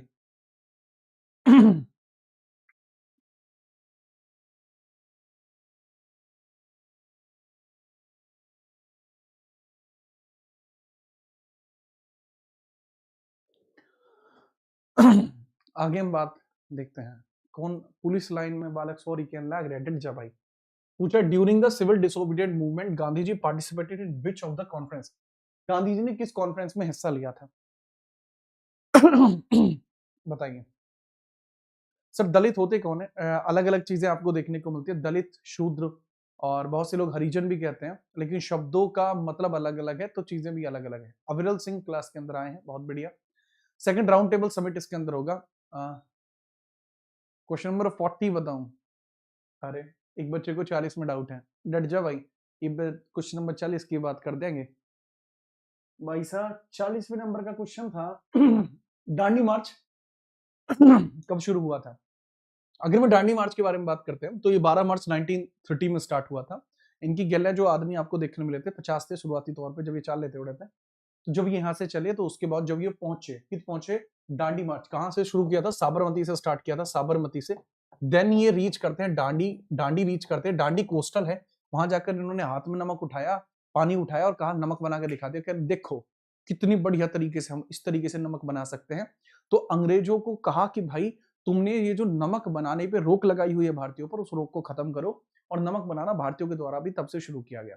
अब इनके साथ 50,000 लोग हो गए थे, तो इन्होंने कहा कि भैया अब नहीं रुकेंगे हम, अब हम करेंगे आंदोलन। तो इन्होंने क्या कही कि भैया अब हम सिविल डिसओबीडिएंट मूवमेंट स्टार्ट करते हैं ऑफ 1931। तो वो भी यहाँ पर स्टार्ट कर दिया गया है। इस बारे में थोड़ा सा ध्यान रखिएगा, और किसी बालक ने किसी और सवाल में डाउट हो तो एक बार मैं पूछ लिया था। ठीक है, चलो फिर ये लीजिए। आगे आपको देखने को मिले हैं, मौलाना अबुल कलाम आजाद के बारे में चर्चा हो चुकी थी। हम आ चुके थे 44th में, बात कर रहा था। तो द्वितीय गोलमेज सम्मेलन है, तीसरे और पहले में भाग नहीं लिया था। अगला सवाल 45वां, करो या मरो डू या डाई का नारा किसके द्वारा दिया गया था? ये सवाल बढ़िया है। बढ़िया इस वजह से है, मैं यूपीएससी के लिए जो है टीचिंग करने के लिए मैं एक प्लेटफॉर्म के पास गया था। ये बात है आपसे 2 साल 3 साल पुरानी बात है ये। तो यूपीएससी का इंटरव्यू काइंड ऑफ था। तो उन्होंने मुझसे पूछा था, मतलब कोचिंग इंस्टीट्यूट था, मजबूत कोचिंग इंस्टीट्यूट है आज की डेट में, उनका बहुत बड़ा नाम है। तो उन्होंने मुझसे पूछा था कि करो या मरो का जो नारा है ये गांधी जी ने दिया है। ठीक है, और गांधी जी ने कब दिया था? ये भारत छोड़ो आंदोलन के दौरान दिया था 1942 में। तो उन्होंने कहा कि गांधी जी जैसा व्यक्ति, गांधी जी जैसा अहिंसक व्यक्ति आखिरकार करो या मरो जैसे विकल्प को क्यों बोलेगा? तो यह हिंसा को दर्शाता है। तो उन्होंने कहा था कि इसको स्पष्ट कीजिए। हाँ, अक्षय कुमार का जो है इसी वाले प्लेटफॉर्म में था। तो मैंने बहुत मजबूत तरीके से बताया था कि वास्तविकता में यह हिंसा को नहीं दर्शाता, ये कर्तव्य निष्ठता को दर्शाता है। It is showing that it is confidentiality that work must be done. ठीक है सर जी, आपने बताया था बैच में, हाँ मुझे याद आ जाता है ना, जैसे ही देखता हूं तो मुझे याद आ जाता है कि भाई ये पूछा था। ठीक है, तो फिर मैंने बढ़िया तरीके से उनको समझाया, तब जाकर बातें क्लियर हुई। उन्हें बहुत अच्छा जवाब लगा था, तो उन्होंने मुझे कहा था कि ठीक है आप हमारे यहाँ पढ़ा सकते हैं। तो इस वजह से मैंने उनके यहाँ पॉलिटी का एक बैच रिकॉर्डेड दिया था। अब वो वहां की पेड क्लासेस में यूज होता है ऑफलाइन में। ठीक है चलिए, तो करेक्ट आंसर है भारत छोड़ो आंदोलन। और इसमें हो क्या रहा था कि सबको खुद ही आंदोलन करना था, क्योंकि यहां पर गांधी जी ने कह दिया था कि मैं आप लोगों के बीच में नहीं रहूंगा। बात ये थी। खिलाफत आंदोलन 1919 से 22 के बीच में चला है, और ये इसलिए था क्योंकि टर्की के अंदर खलीफा के पद को खत्म किया जा रहा था। ठीक है चलिए आगे हम बात करते हैं। अगला सवाल ये रहा, गांधी जी ने यंग इंडिया और हरिजन समाज पत्रिका किस भाषा में प्रकाशित करी थी? यह भाषा कौन सी थी जिसमें यह प्रकाशित करी गई है? इस बारे में भी थोड़ा सा पूछा जाता है, भाषा के बारे में बहुत बार पूछ लिया जाएगा। बट गांधी जी पढ़ के आए हैं कहां से? साउथ अफ्रीका से पढ़ के आए हैं। इस वजह से देखा जाता है कि दोनों ही अंग्रेजी भाषा में आपको यहां देखने को मिली है। दोनों ही जो है अंग्रेजी भाषा में प्रकाशित की गई, यंग इंडिया भी और हरिजन भी। यंग इंडिया हरिजन दोनों ही यहां पर अंग्रेजी भाषा में प्रकाशित की गई है। ठीक है चलिए आगे हम बात करते हैं। अगला सवाल ये रहा, गांधी इरविन पैक्ट आपका कद साइन हुआ था? 15 मार्च 1931 में आपका साइन हुआ है गांधी इरविन पैक्ट। गांधी जी अपने गांधी जी, इरविन वायसरॉय था इरविन। ठीक है, साइन होता है कि भाई इसके पीछे पॉइंट क्या था? गांधी जी क्या चाहते थे कि पॉलिटिकल प्रिजनर है वो रुके, पॉलिटिकल प्रिजनर छोड़े जाए, प्रिजनर का रिलीज हो, जो दबोची गई, रिलीज RELES रिलीज हो, जो भी लोग हैं जो पॉलिटिकली दबोचे गए हैं उनको छोड़ा जाए, और सॉल्ट मेकिंग राइट्स दिए जाएं, salt and sugar making rights Indian को दें, शुगर मेक राइट्स इंडियन को दिए गए। ठीक है, और जो भी जमीन दबोची गई वो भी छोड़ी जाए। इरविन का क्या कहना था कि आप राउंड टेबल कॉन्फ्रेंस 2 को ज्वाइन करेंगे और आप अपना सिविल डिसोबीडियंट मूवमेंट बंद कर देंगे। गांधी जी एग्री हो गए थे। 5 मार्च को सिग्नेचर हुए हैं। 5 मार्च को सिग्नेचर हुए हैं। इस बारे में थोड़ा सा तगड़े तरीके से याद रखेंगे। ठीक बात है, चलो जी। गांधी जी की हत्या कब और कहां पर हुई थी, थोड़ा सा बताएं। When Gandhi ji was killed and where इनकी हत्या कब और कहां हुई है, फटाफट बताओ। ठीक है याद रखना।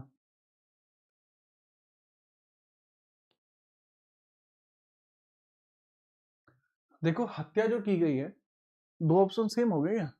अच्छा अच्छा, 30 जनवरी 1948 में हत्या की गई है। एक सवाल पूछा जाता है कई बार कि जब भारत देश को आजादी मिली, उस समय गांधी जी कहां पर थे? जब भारत देश को आजादी मिली 15 अगस्त को, वो नोआखली में थे। नोआखली नाम की जगह है। अगला सवाल ये रहा, खेड़ा आंदोलन 1918 का मुख्य कारण क्या था? खेड़ा जो है ये आंदोलन होता है, गुजरात से रिलेट करेगा। गांधी जी का पहला हंगर स्ट्राइक बेसिस पर आपको देखने को मिल जाएगा। मजबूत ही इनका कुछ काम है। फसल नष्ट हो गई थी लेकिन सरकार लगान में छूट नहीं कर रही थी। सरकार का कहना है कि जिसकी 25% फसल भी बची है वो भी लगान देगा ही देगा। तो एग्जैक्टली ये क्रॉप फेलियर की बात है। क्रॉप फेलियर है, रेवेन्यू कमीशन है, रिमेशन नहीं मिल रहा था, तो इस वजह से था। ठीक है चलो, नोआखली नाम की जगह थी यार। अहमदाबाद मिल मजदूर आंदोलन, ये गांधी जी का पहला हंगर स्ट्राइक है। First hunger strike of Gandhi ji. First hunger strike of Gandhi ji. ना खाएंगे ना खाने देंगे, जब तक कि तुम अहमदाबाद मिल मजदूरों को नहीं छोड़ेंगे, आपको दबोच देंगे भाई साहब। तो अहमदाबाद मिल मजदूर आंदोलन 1918 का नेतृत्व किसके द्वारा किया गया है? केवल महात्मा गांधी सरदार पटेल, महात्मा गांधी और अंबालाल साराभाई, महात्मा गांधी और अनुसुईया साराभाई। बहुत बढ़िया। सरदार पटेल यहीं पे तो मिले थे इनको। सरदार पटेल इनको मिले ही यहाँ पे थे। सरदार पटेल इनको मिले ही यहाँ पर थे, तो इनके बारे में थोड़ा याद रखेंगे। बट हेड नहीं थे, एक चेंज करना। करेक्ट आंसर होगा डी, अनुसुईया साराभाई थे। सरदार पटेल लीड में नहीं थे, सरदार पटेल शामिल थे। Sardar Patel was not in lead, he was just a member, he was not in lead. ठीक है चलो, ठीक है याद रखना। आगे हम बात करते हैं। डिमांड थी कि 25 सैलरी को 35% बढ़ाया जाए, बट जो मजदूर थे वो 25% पर ही एग्री थे। तब जाकर चीजें हुई हैं और इनको 33% यहां पर मिल गया है। 33% यहां पर मिल गया है। आगे बढ़िए, D is the correct answer, Anusuiya होगा। जो वेरेबल पैक्ट है वो किससे रिलेट करेगा? वेरेबल pact is related to which thing? वेरेबल पैक्ट के बारे में मुझे बताइए। वेरेबल पैक्ट के बारे में थोड़ा सा मुझे बताएं। अगर हम बात करते हैं, जो वेरेबल पैक्ट था, ये बेसिकली आपका गांधी इरविन पैक्ट का ही एक हिस्सा वेरेबल पैक्ट है। गांधी इरविन पैक्ट का ही एक हिस्सा वेरेबल पैक्ट है। वेरेबल पैक्ट के अंदर कहा गया था कि आपका जो सिविल डिसोबीडियंट मूवमेंट है, इसको क्लोज कर दिया जाएगा। तो सिविल डिसोबीडियंट मूवमेंट से रिलेट करता है वेरेबल, ये आपका है। गांधी जी को अरेस्ट भी किया गया था, अगर आपको ना पता हो। धरसाना से गांधी जी को अरेस्ट किया गया था 10 मई में 1931 में 1930 में अरेस्ट किया गया था। ठीक है, चलो याद रखना। अगला सवाल है, गांधी जी ने रचनात्मक कार्यक्रम में निम्नलिखित में से कौन सा शामिल नहीं था? मतलब गांधी जी ने बहुत सारे ऐसे कंस्ट्रक्टिव प्रोग्राम किए हैं जिससे भारत की इकोनॉमी में डेवलपमेंट आए, और गांधी जी भारत के लोगों को कुछ क्रिएटिव आइडियाज भी दे पाए। तो अगर हम पॉइंट करते हैं तो क्या क्या चीजें आपको देखने को मिल जाएंगी। सर, गांधी जी ने कभी भी हिंसक क्रांति नहीं करी। क्या गांधी जी हिंसक क्रांति कर सकते हैं? ठीक है, तो गांधी जी तो ये भी कह सकते थे कि बेटा गात बनाए थे, बदमाश ना बना करते लाडले, बदमाश बनाने खातिर दिल चाह दिल। ठीक है। ठीक है, आगे हम बात करते हैं। अरे, मिनिस्ट्री ऑफ कल्चर सेलेक्ट करती है। पीछे एक बच्चे ने डाउट पूछा है, गोविंद नाम है उनका। वो पूछ रहे हैं कि सर इसको सिलेक्ट कौन करता है? Ministry of culture correct answer होगा। आगे बढ़ो। हिंदुस्तान सोशलिस्टिक रिपब्लिक एसोसिएशन की स्थापना 1928 में होती है, HSRA. It was developed in 1928, 1928 में आपको देखने को मिलेंगे कि भैया एचएसआरए बनता है। इसके अंदर चंद्रशेखर आजाद है, और सुभाष चंद्रशेखर आजाद है, भगत सिंह है, और आपके देखने को मिल जाएंगे राजगुरु हैं, ठीक है, और थापर साहब हैं। ये 4-5 लोग आपको देखने को मिलते हैं मेजर। ठीक है, बटुकेश्वर दत्त भी हैं एचएसआरए में। एचएसआरए का ऑब्जेक्टिव क्या था? लाला लाजपत राय जी की मौत का बदला और एडमिनिस्ट्रेशन में परिवर्तन करना। भगत सिंह भी हैं। काकोरी कांड कब हुआ था? काकोरी कांड आपको कब देखने को मिल जाएगा? काकोरी कांड होता है 1925 में 9th ऑफ अगस्त को। काकोरी कांड किस वजह से होता है? क्योंकि 1924 में एचआरए बनी है, जो सचिंद्र सान्याल, चंद्रशेखर आजाद, राजेंद्र लाहाड़ी, रोशन सिंह ये मिलकर बनाते हैं। और 1924 के अंदर एचआरए का ऑब्जेक्टिव ही था कि फाइनेंशियली भारत के मूवमेंट को सपोर्ट करना, और वो सपोर्ट करते हैं काकोरी में ट्रेन को लूट कर। काकोरी लखनऊ के पास है, यहां पर ट्रेन लूटी जाती है, इसमें 8,000 रुपए लूटे जाते हैं, जो उस समय काफी ज्यादा बड़ा अमाउंट था। लो जी, भगत सिंह सुखदेव राजगुरु जी को फांसी कब दी गई थी? 23 मार्च 1930 को, सॉरी 23 मार्च 1931 को फांसी दी गई थी। ठीक है, ये सवाल गलत हो गया। 23 मार्च 1931 को फांसी दी गई थी, इस बारे में थोड़ा सा याद रखना। ठीक है, फांसी कब दी गई थी, थोड़ा सा इस बारे में भी याद रखेंगे। ठीक है, चलिए। ठीक है, अरे काका 58वां क्वेश्चन आ तो जान दो भाई साहब। एक पीछे अभी 2 बालक हैं, एक डाउट पूछ रहा है कि सर वो कौन सी मिनिस्ट्री करती है? तो मैंने बता दी कि भाई जो मिनिस्ट्री आपको देखने मिलती है, मिनिस्ट्री ऑफ कल्चर वो करती है। एक बच्चे का डाउट ये था। दूसरा पूछा 58, अरे 58 आपका फिर देखेंगे। ठीक है। आगे हम बात करते हैं। आपको देखने को मिलता है बंदी मुक्ति आंदोलन, अनलॉकिंग मूवमेंट किससे रिलेटेड करता है? बंदी मुक्ति आंदोलन किससे रिलेट करता है, इसके बारे में आप बताएंगे कि सर ये रिलेट किससे करता है बंदी मुक्ति आंदोलन। बताइए। आपने लाल कुर्ती मूवमेंट सुना है? कुर्ती जो पहना गए हैं उसकी जब वर्ग ही होता है कि लाल कुर्ती मूवमेंट भी आपका एक स्टार्ट हुआ था। ठीक है, चलिए अगर हम उसके बारे में बात करते हैं कि देखो, खान अब्दुल गफ्फार खान आपको देखने को मिलते हैं, जिनको फ्रंटियर गांधी कहा जाता है। इनको बोला जाता है फ्रंटियर गांधी। इन्हीं को बोला जाता है फ्रंटियर गांधी, इनको बोला जाता है फ्रंटियर गांधी। ठीक से, इनको बोलते हैं फ्रंटियर गांधी। और अनलॉकिंग मूवमेंट की हम बात करते हैं, बंदी मुक्ति आंदोलन की हम बात करते हैं यहां पर कि सर यह स्टार्ट किया जाता है, और इन्हीं के द्वारा खुदाई खिदमतगार भी शुरू किया गया था। इन्हीं के द्वारा खुदाई खिदमतगार भी शुरू किया गया था। खुदाई खिदमतगार भी यहीं पर स्टार्ट किया गया है। इसी को लाल कुर्ती मूवमेंट बोलते हैं। Abdul Ghaffar Khan was the first person इनको भारत रत्न भी मिला है। 1987 में इनको भारत रत्न भी मिला है। 1987 में भारत रत्न इनको मिला है। इन्हीं को सीमांत गांधी भी कहते हैं। अगर आप लोगों की दुआ रही तो मुझे भारत रत्न जरूर मिलेगा। ठीक है, चलो आगे हम बात करते हैं। अगला सवाल, स्वदेशी आंदोलन का मुख्य केंद्र कौन सा प्रांत था? बंगाल में स्टार्ट हुआ था स्वदेशी आंदोलन। क्यों? क्योंकि यह 1905 में कोलकाता टाउन हॉल से स्टार्ट हुआ था। कोलकाता टाउन हॉल से स्टार्ट हुआ है। कोलकाता टाउन हॉल से स्टार्ट होता है। कोलकाता टाउन हॉल से स्टार्ट होता है, तो इस बारे में तगड़े तरीके से आप याद रखेंगे। ठीक है, क्यों मिला था? क्योंकि इन्होंने इंडिया के और पाकिस्तान के रिलेशंस को काफी हद तक सराहने की कोशिश करी थी। ठीक है, चलिए आगे हम बात करते हैं। लीजिए, भारत सेवक इंडिया सर्विस सोसाइटी की स्थापना किसके द्वारा की गई है? इंडिया सर्विस सोसाइटी, इसके बारे में थोड़ा बताओ, सर्विस सोसाइटी कौन करता है? कुछ बच्चे कह रहे हैं सर आप मेरा रिप्लाई क्यों नहीं कर रहे हैं? क्योंकि आपका रिप्लाई करने जैसी कोई चीज ही नहीं है, आप डाउट ही नहीं पूछ रहे हैं। आप मेरा रिप्लाई क्यों नहीं कर रहे हैं? ये लो, ये किस प्रकार की बातें हुई? ठीक है, चलिए। चलिए, तो भाई जरूर मुझे भारत रत्न अगर मिलता है तो आप लोगों के लिए मैं और बढ़िया काम करूंगा। सर आपको द्रोणाचार्य अवार्ड मिलेगा। ठीक है भाई पंकज, द्रोणाचार्य भी रख लेंगे। ठीक है। अब मुझे बताइए, जो इंडियन सर्विस सोसाइटी आपको मिलता है वो आपको किस तरीके से देखने को मिलेगा, किसके द्वारा इसको बनाया गया है? देखो, एक सर्विस इज वर्शिप, सेवा ही पूजा है, सेवा ही पूजा है। ये किसका डायलॉग है? ये विवेकानंद जी का डायलॉग है, और ये विवेकानंद जी के द्वारा ही स्टार्ट किया गया था। अबे सर्वेंट सोसाइटी ऑफ इंडिया है जो गोपाल कृष्ण गोखले ने शुरू करी है। इतना मारूंगा ना, ध्यान दे लो, ये सर्वेंट सोसाइटी ऑफ इंडिया ये अलग है बेटा, ये सर्वेंट सोसाइटी ऑफ इंडिया है। एक बार डट जाओ, ध्यान से देख लो भैया एक बार, सर्वेंट सोसाइटी ऑफ इंडिया है जो कि 1905 में आपको देखने को मिला है। That is different, that is different. ठीक है, दैट इज स्वामी विवेकानंद। ठीक है, याद रखना। ए लग रहा है, अरे भैया। ठीक है, चलिए, अवार्ड मिलेगा, आपका बहुत बहुत आभार। आर्य समाज की स्थापना किसने कर दी? जैसे मैं पढ़ा हुआ हूँ, मैं डीएवी से पढ़ा हुआ हूँ, मतलब सरकारी स्कूल से पढ़ा हुआ हूँ मैं, सरकारी स्कूल होते हैं उसी से मैं पढ़ा हूँ। तुम्हारे यहाँ है डीएवी, दयानंद एंग्लो वैदिक कॉलेज। तो डीएवी का जो कॉन्सेप्ट है ये बेसिकली आर्य समाज के द्वारा स्टार्ट किया जाता है। हर एक डिस्ट्रिक्ट में डीएवी होता है। अगर आप बहुत अच्छे नंबर लेके आते हो तो आपको सस्ते में एडमिशन हो जाता है। मतलब मेरी जो ग्रेजुएशन की फीस थी या मेरी स्कूल की फीस थी वो बहुत कम जाती थी। रीजन ये होता था कि हमारे स्कूल के अंदर ये कॉन्सेप्ट था कि जो बच्चा एंडिंग में, मतलब जो बोर्ड्स एग्जाम होंगे उसमें जो अच्छा स्कोर लेके आएगा, 90 से ज्यादा लेके आएगा तो उसको स्कॉलरशिप रहेगा। तो 95 से ज्यादा लेकर आएगा उसके लिए हम 100% स्कॉलरशिप दे देंगे। तो मैं बढ़िया एकदम गच, मैं कि ठीक है भाई आप ही करा लो पहले। ठीक है, चलिए आप ही करा लीजिए, आपको जो है हम अपनी तरफ से स्कॉलरशिप वगैरह करेंगे। तो मैं ज्यादातर मार्क्स इसलिए लेके आता था कई बार कि स्कॉलरशिप अलग से मिलती थी, तो वो भी अलग लेवल रहता था, मजा। सेम कॉलेज में भी हुआ था, मेरिट के बेसिस पर जो होता है, तो पहली मेरिट में दूसरा तीसरा नंबर ही मेरा था।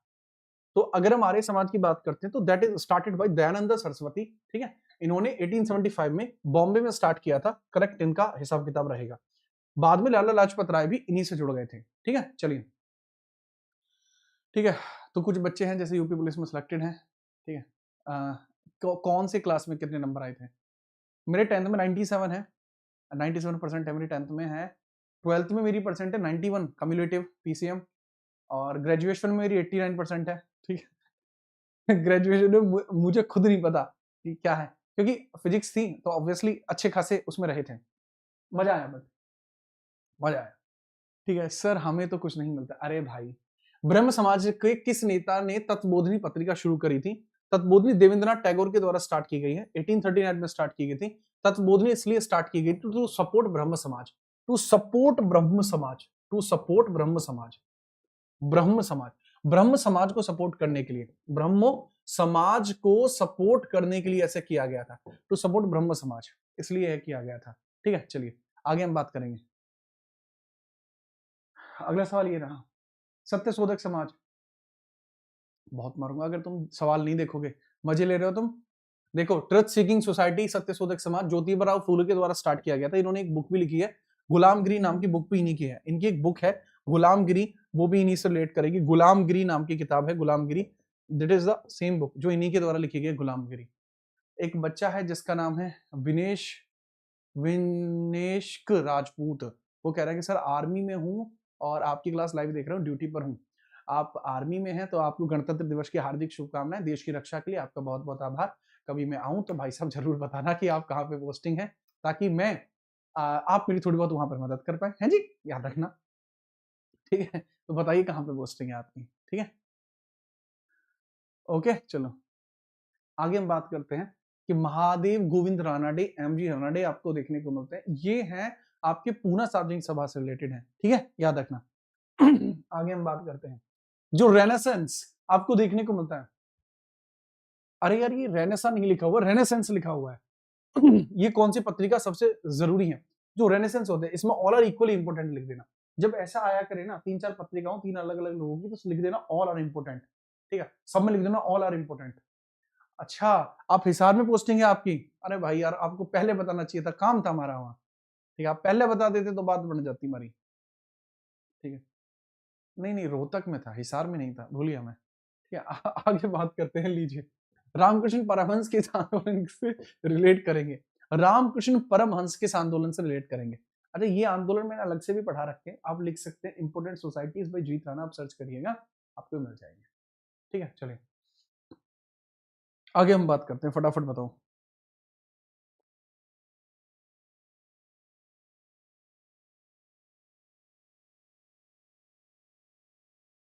ठीक है, बताइए सर। आज क्लास जल्दी चालू हो गई थी, अरे यार करनी पड़ेगी थी। अगर हम बात करते हैं रामकृष्ण मिशन से, रामकृष्ण परमहंस रिलेट करते हैं, बट रामकृष्ण मिशन जो था ये 1897 में स्टार्ट किया गया था। बाई किसके द्वारा स्टार्ट किया गया था? विवेकानंद जी। नंद जी, विवेकानंद जी का असली नाम नरेंद्र था। इनके गुरु रामकृष्ण आपको देखने को मिलते हैं, रामकृष्ण परमहंस इन्हीं के गुरु आपको देखने को मिल जाते हैं। ठीक है, इन्होंने सार्वभौमिक धर्म के ऊपर बहुत ज्यादा अपने विचार प्रकट किए हैं, तो इनके बारे में भी आप याद रखेंगे। अगला सवाल है, सुभाष चंद्र बोस ने आजाद हिंद सरकार की घोषणा कब करी है? देखो एक पॉइंट क्लियर है, 1943 में स्थापना होगी। ठीक है, और वो भी कहाँ होगी? सिंगापुर में होती है। ठीक है, वो भी कब होगी? वो सिंगापुर के अंदर यह स्थापना होती है। पॉइंट आता है कि कहाँ कहाँ कैसे, तो 23 अक्टूबर को होगी, ना कि 21 को। 23 अक्टूबर को आपको देखने को मिल जाएगी, स्थापना है, आजाद हिंद सरकार की स्थापना आपकी की गई है, तो इस बारे में थोड़ा सा याद रखना। ठीक है, चलो आगे हम बात करते हैं। अगला सवाल ये रहा, टेम्पल एंट्री सत्याग्रह, वैक्यूम सत्याग्रह आपका जो हुआ था साउथ इंडिया में हुआ था, वैक्यूम सत्याग्रह, तो इसके बारे में थोड़ा सा बताइए। वैक्यूम सत्याग्रह के बारे में आप बताएंगे किस तरीके से? सर, दलितों का मंदिर में प्रवेश आपको देखने को मिल जाएगा, 1924 में हुआ था केरला के अंदर। 1924 केरला में आपको देखने को मिल जाएगा, दलित मंदिरों में प्रवेश कर पाए, इस चीज के लिए स्टार्ट हुआ था, that is Kerala sir. 94% literacy sir, Kerala sir, यहां पर आपको ये देखने को मिला है। ठीक है, चलिए याद रखिएगा, बिना किसी परेशानी का आप याद रखना। ठीक है, चलो आगे हम बात करते हैं। चलो जी, लीजिए अगला सवाल ये रहा, साइमन कमीशन किस वर्ष भारत आया था? इसके बारे में बताएंगे कि साइमन कमीशन आपका इंडिया में आता है तो कब आता है। ठीक है, थोड़ा सा बताएं इंडिया में आने के बारे में। सर, साइमन कमीशन आता है इंडिया के अंदर 1928 में, साइमन कमीशन इंडिया के अंदर आपको देखने को मिलेगा। ठीक है, कब देखने को मिलेगा? 1928 में इंडिया में आपको देखने को मिलेगा। और अगर हम बात करते हैं साइमन कमीशन में कितने लोग थे? 6+1, 6 लोग थे, और एक इनके साथ क्या था? चीफ था, जिसको कहा जाता है जॉन साइमन, इनको कहा जाता है, तो थोड़ा सा इनके बारे में भी याद रखना। ठीक है, चलो हम नेक्स्ट आगे बढ़ते हैं। अगला सवाल ये रहा, केंद्रीय विधानसभा में बम कांड, असेंबली बॉम्बिंग जो आपको देखने को मिलेगी, ये 8 अप्रैल 1929 में असेंबली बॉम्बिंग आपको देखने को मिली है। असेंबली बॉम्बिंग आपको देखने को मिल जाएगी, तो इस बारे में थोड़ा सा आप याद रखेंगे। ठीक बात है, ओके।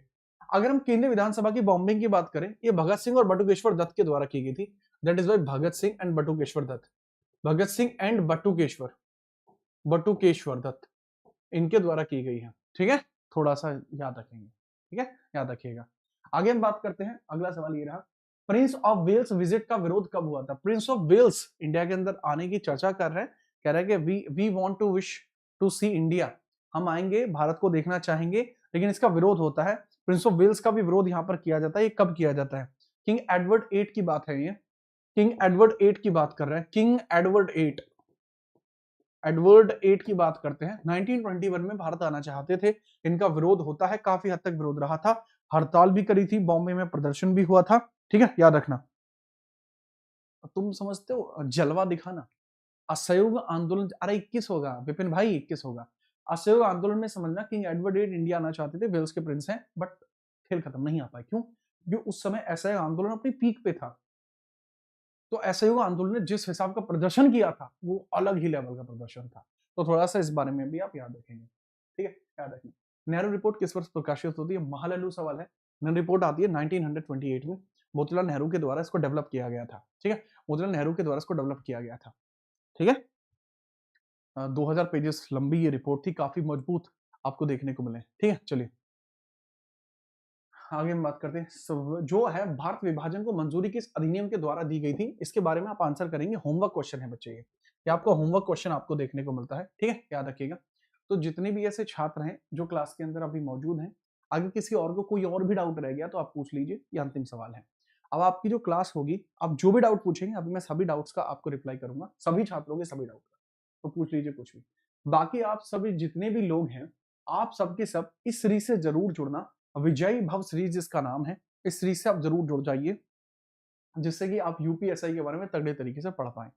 इसके अलावा अगर आप लोग पढ़ना चाहते हैं संभव सीरीज या जीडी एमटीएस के लिए संभव सीरीज है आपकी, और अगर आप ओवरऑल पॉलिटी पढ़ना चाहते हैं, उसके लिए आप पैसे भी खर्च अगर नहीं करना चाहते हैं, तो आप क्या कर सकते हैं, तगड़े तरीके से आप पढ़ सकते हैं तथास्तु सीरीज को। तथास्तु सीरीज की क्लास आपकी कल होगी दोपहर में 12 बजे। जितना हो सके सबके सब छात्र उसमें आएंगे। अब डाउट पूछ लो, अब जो पूछना है आपको, ठीक है। तो जो है बच्चे अभी तक लाइक नहीं किया, 100 के पार तो पहुंचाओ बे, ऐसे कैसे चलेगा, ठीक है। तो थोड़ा सा इसमें भी ध्यान देना। अब आपकी अगली क्लास कितने बजे है, अभी रात में आपकी अगली क्लास होगी, रात में अगली क्लास आपको देखने को मिल जाएगी 10 बजे। 10 बजे आपकी क्लास है, इस क्लास को लेना बिल्कुल नहीं भूलेंगे, रेलवे वाले बच्चों के लिए है, और इसमें पार्ट 3 रखा गया पॉलिटी का, डीपीएस भी है, फंडामेंटल राइट्स है, ये सब के सब। अब दूसरी बात ये है कि जितने भी छात्र क्लास में हैं, भैया एक बात और समझ लीजिए, ठीक है, सबके सब कमेंट करेंगे एक बार, मैं देखना चाहता हूँ कौन कौन है क्लास में। अनूप है, अमित है, नजम है, ट्रंप है, और भी बहुत सारे बच्चे हैं, बताएं जरा एक बार, ठीक है। चलो ओके ओके, चलिए ओके ओके ओके, देवशीन भाई ओके, ठीक है। अब बात को समझेंगे कि ये जो टेलीग्राम है आप लोगों का, अपना टेलीग्राम, आपके अपने टेलीग्राम जो मेन टेलीग्राम है अपना जितना जीएस, इस टेलीग्राम के अंदर अभी हम एक लिंक साझा करेंगे अपने दूसरे चैनल की, ठीक है। चलिए अपना लिंक साझा करेंगे अपने दूसरे चैनल की, तो जितना हो सके आप सभी बच्चे जाके पहले उस चैनल को सब्सक्राइब जरूर कर लेना, उस पर कल वीडियो आएगी। जितना हो सके सारे बच्चे उसको सब्सक्राइब कर लेना, उस पर वीडियो आपकी देखने को मिलेगी, तो ध्यानपूर्वक उसको सब्सक्राइब कर दें, जिससे कि आपको कोई दिक्कत ना रहे, ठीक है, याद रखना। हर एक बच्चे से मैं चाहूंगा कि आप सभी सब्सक्राइब कर दें, ठीक है। चलो तो फिर मिलेंगे आपसे बगैर परेशानी के, तब तक के लिए भैया हंसते रहिए, खेलते रहिए। सर आपकी कृपा से मेरा यूपी कांस्टेबल में हो गया है गुड प्रोडक्ट्स भाई, बहुत बढ़िया, ठीक है। विशाल कह रहा है हमारा संविधान को उधारी का थैला भी बोला जाता है, हाँ बोलते हैं, लोग बोलते हैं। 500 पीवाईक्यू वाली पीडीएफ मिल जाएगी भाई आपको, जल्दी मिल जाएगी। और कोई डाउट किसी का, ठीक है ठीक है, तो सबके सब फटाफट टेलीग्राम पे पहुंचो, और वो लाइक करते चलना भैया, लाइक करते जाना, ठीक है। ओके हम बात करते हैं। ओके, जितने भी क्लास के अंतर्गत पुरुष हैं उनसे निवेदन है, ठीक है, कि ध्यानपूर्वक आप लोग ज्यादा ध्यान दिया करें भैया, आपको जीवन तगड़े लेवल पे चलाना है, ठीक है। चलिए मिलते हैं अभी 10 बजे वाली क्लास में, तब तक के लिए जय हिंद, वंदे मातरम।